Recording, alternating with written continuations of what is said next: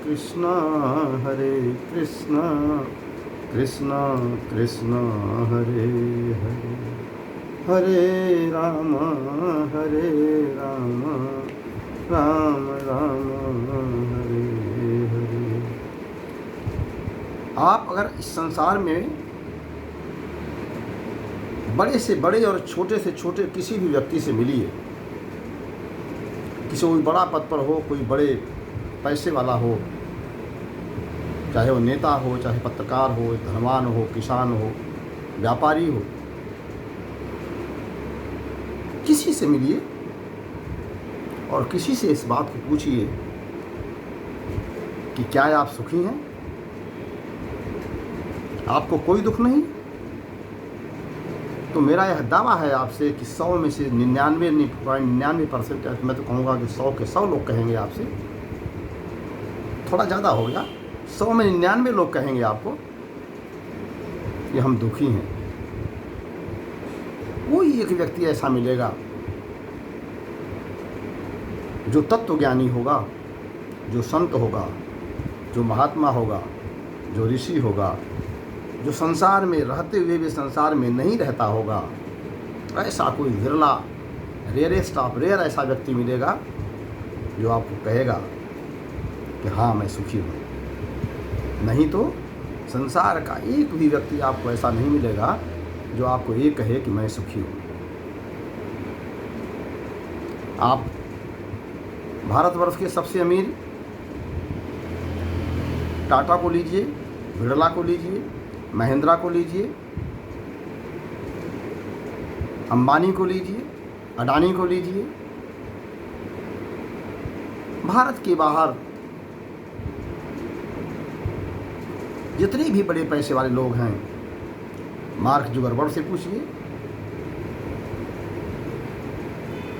ऐसे संसार के मिलियनेयर से पूछिए कि आर यू हैप्पी। अकेले में पूछिएगा, लेकिन सबके सामने तो कहेंगे हाँ ऐसे आई एम हैप्पी, बट अकेले में पूछेंगे तो मैं दावे से कहता हूँ को कहेंगे नहीं, आई एम नॉट हैप्पी। मनुष्य की बात क्यों करते हैं, हम तो शास्त्र की बात करते हैं।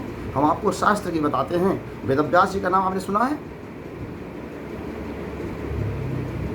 वही वेदव्यास जी जिन्होंने वेदों का विस्तार किया, जिन्होंने सारे धर्मशास्त्र को लिखा, जिन्होंने महाभारत को लिखा, जिन्होंने गीता को लिखा, जिन्होंने संकलन किया और जिन्होंने उपनिषद को, पुराणों को, सारे धर्मशास्त्रों की रचना किया।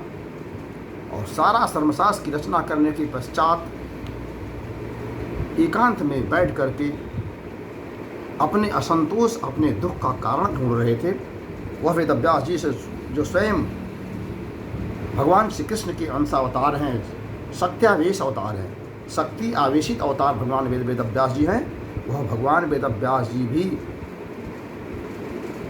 वेद जैसे क्लिष्ट ग्रंथ का न सिर्फ सरलीकरण किया बल्कि उसको 1 से 4 बना दिया, 1 वेद से 4 वेद कर दिया, वेदों का विस्तार कर दिया, जिसकी वजह से उनको वेदव्यास जी कहते हैं। उन्होंने महाभारत लिखा, उन्होंने पुराण लिखा, उन्होंने उपनिषद लिखा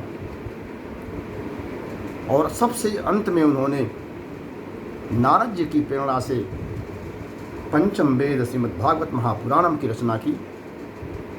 लेकिन पंचम वेद महापुराण की वेदव्यास जी के द्वारा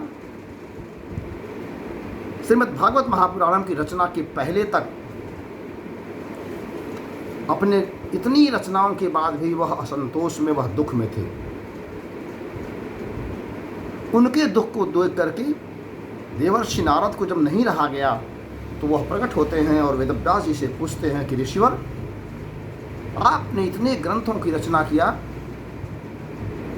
और उसके पश्चात भी आप इतना दुखी और इतना असंतोष क्यों फिर अंदर से महसूस कर रहे हैं?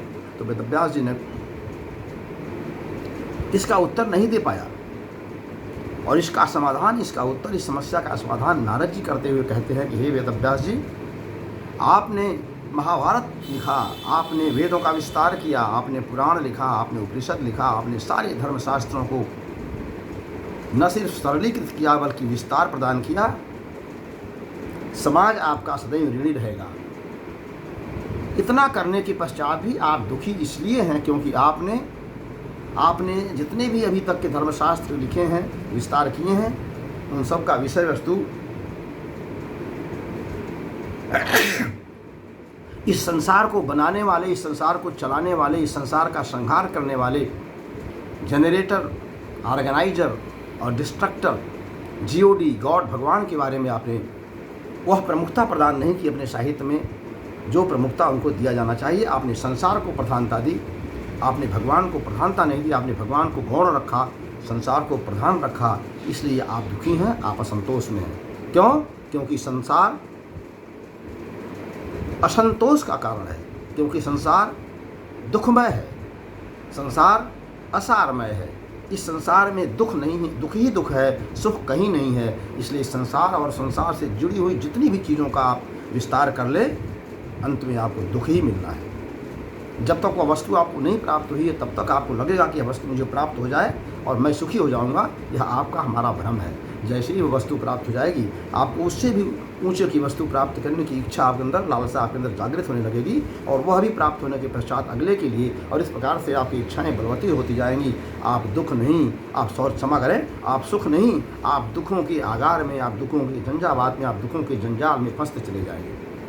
यही संसार का नियम है, यही संसार की वास्तविकता है। इसीलिए कहा गया है कि यह संसार क्षणभंगुर है, यह संसार रसमय नहीं है, यह संसार असारमय है, असारता है यहाँ पर, क्षणभंगुरता है यहाँ पर, कोई सार नहीं है यहाँ पर। लेकिन संसार को बनाने वाले के पास सार ही सार है, रस ही रस है, आनंद ही आनंद है। तो वेदव्यास जी, आपने चूँकि सारे ग्रंथों में मुख्य आपने बनाया है संसार और संसार के विषयों को, आपका अंतिम ग्रंथ महाभारत में भी आप देखिए, आपने संसार के उन सारे पक्षों को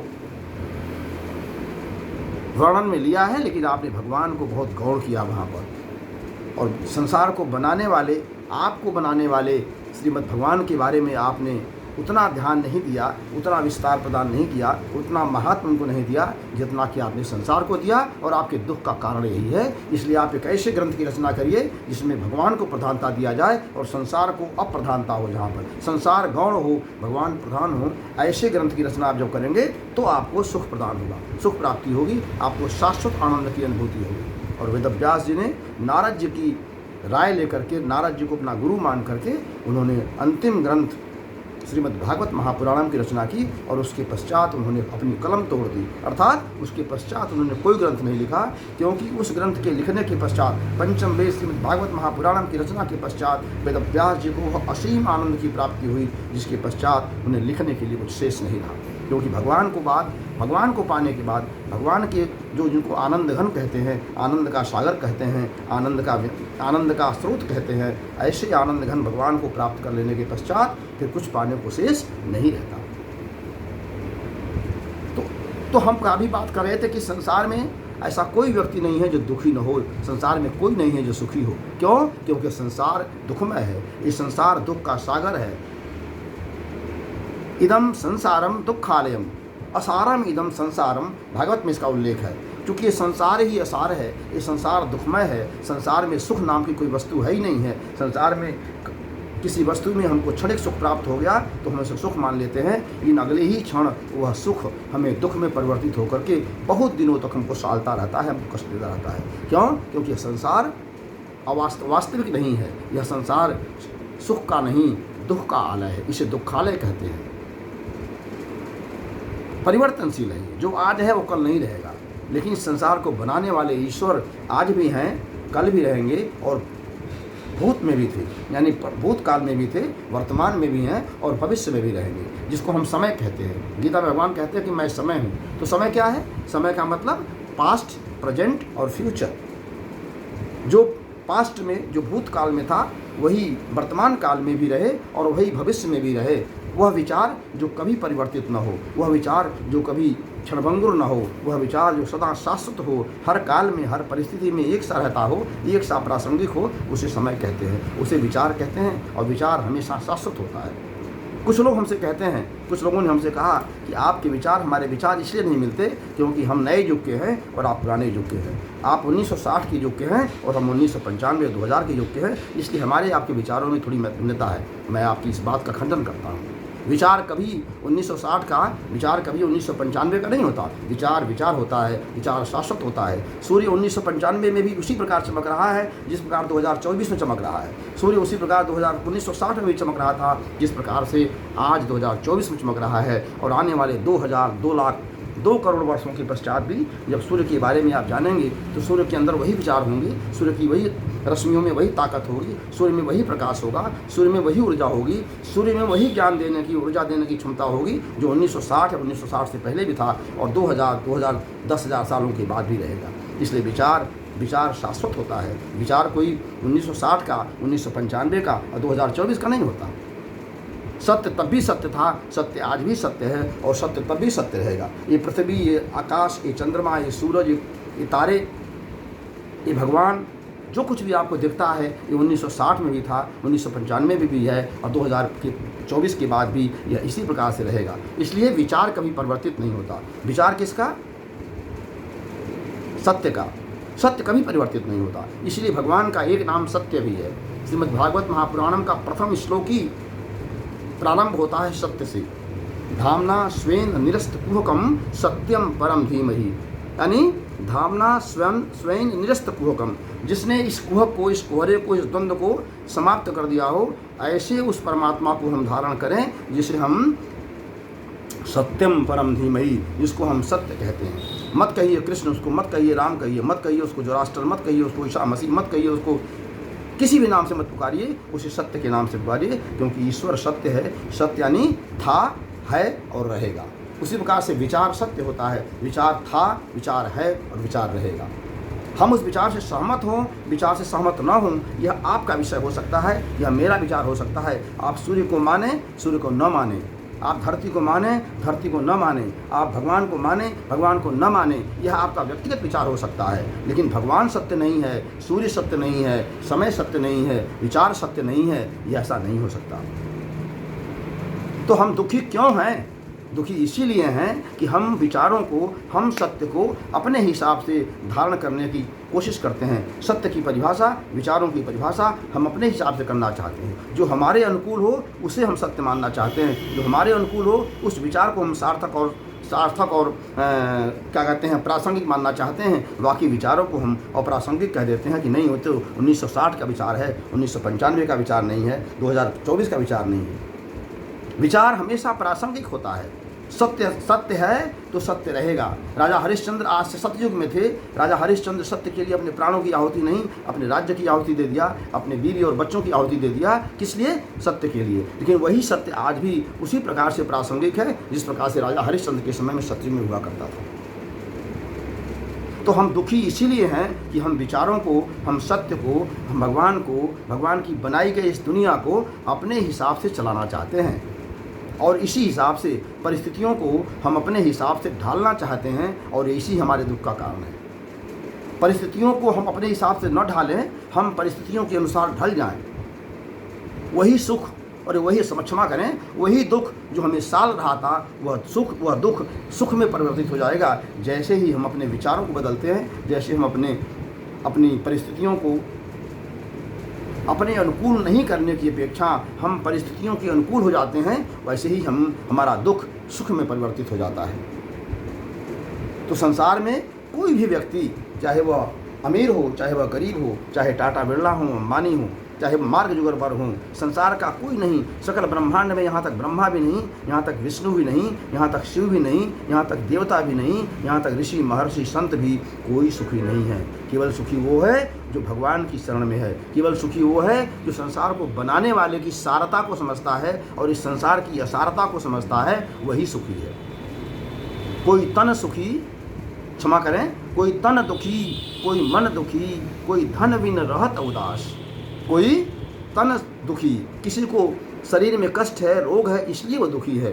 कोई तन दुखी और कोई मन दुखी। किसी के मन में दुख है, किसी का मन अशांत है, किसी के मन में द्वंद्व चल रहा है, सच्चाई और ईमानदारी का, अच्छाई और बुराई का द्वंद्व चल रहा है। वह द्वंद्व के कारण से मन दुखी है। उसका मन संसार में लगता है, उसका मन भगवान में नहीं लगता, या उसका मन भगवान में लगने के लिए इच्छा करता है लेकिन संसार के मोह से अपने को मुक्त नहीं कर पाता, इसलिए मन दुखी है। तो किसी का तन दुखी है, कोई तन दुखी, कोई मन दुखी, कोई धन बिन रहत उदास। और किसी किसी को धन नहीं उनके पास है, वो धन के लिए उदास रहते हैं कि हमें धन प्राप्त हो जाए तो हम सुखी हो जाएंगे, जबकि ये सोच उनकी गलत है। धन वाले, धनवान जितने भी हैं, the more you are rich the more you are in sad, the more you are rich the more you are unhappy, the more you are rich the more you are downcast, the more you are rich the more you are woeful, यानी दुखी हैं आप। जितना ही आपका धन है उतना ही आप दुखी हैं, और जिसके पास धन नहीं है वो भी दुखी है। तो कोई तन बिन दुखी है, कोई धन बिन दुखी है, और कोई मन बिन दुखी है। कोई तन दुखी, कोई मन दुखी, कोई धन बिन रहत उदास, आ थोड़े थोड़े सब दुखी, सुखिया राम का दास, सुखिया कृष्ण का दास, सुखिया भगवान का दास। यानी जो भगवान का दास है, जो ईश्वर का दास है, जो ईश्वर की जो अपने को संपूर्ण रूप से ईश्वर को समर्पित कर दिया है, और ईश्वर को समर्पित करके ईश्वर के लिए ही एकमात्र कार्य कर रहा है, केवल और केवल और केवल वही तो सुखी है, बाकी सब दुखी है। जिस प्रकार से दूध में पानी को मिला दो और पानी में दूध को मिला दो, तो हंस के अलावा इस संसार में, इस सकल ब्रह्मांड में ऐसी कोई किसी की ताकत नहीं जो दूध को दूध से, पानी से और पानी को दूध से अलग कर दे। केवल हंस के पास ये नील क्षीर का विवेक होता है। उसी प्रकार से भगवान के शरण में जाने वाला जीव या मनुष्य जब अपने को भगवान के साथ इस प्रकार से समर्पित कर देता है, इस प्रकार से तन्मयता से भगवान में अपने को लगा देता है कि जहाँ दूध और पानी की तरह एकाकार हो जाए, तो ऐसा व्यक्ति ही भगवान की भक्त कहलाता है। और भगवान का भक्त कभी भी दुखी नहीं होता, भगवान का भक्त कभी भी कष्ट में नहीं रहता। भगवान का भक्त हमेशा सदा सर्वदा, परिस्थितियाँ कितनी ही प्रतिकूल क्यों न हो, लेकिन भगवान का भक्त हमेशा दुखी नहीं सुखी रहता है। इसलिए संसार में जितने भी लोग हैं, संसार के विचारों के साथ जिन्होंने अपने को तादाद बना रखा है, जो केवल संसार को अपना मानते हैं, वो कभी सुखी हो ही नहीं सकते। और जो संसार में रहते हुए केवल भगवान को अपना मानते हैं, केवल वही दुख सुखी रह सकते हैं। इसलिए हमारे सुख का कारण भगवान की प्राप्ति, भगवान को समर्पण, भगवान के प्रति हमारा भक्ति, भगवान में हमारी श्रद्धा ही हो सकती है। तो यदि आप सुखी रहना चाहते हैं, यदि आप परम शाश्वत परम आनंद की